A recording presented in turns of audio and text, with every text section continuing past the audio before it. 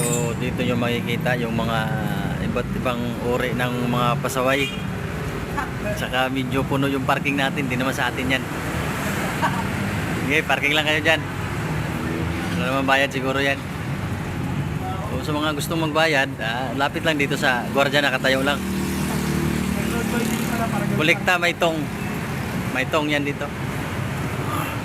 Tsaka sa ayaw naman magbayad sa toll gate, okay lang. Hindi naman pilitan yan. Road by drinking para gay parking. Ha? Road by drinking para gay parking. So nga pala, dinagdagan na yung ano natin dyan. Sa kalsada natin, medyo nakapurwe na tayo dyan.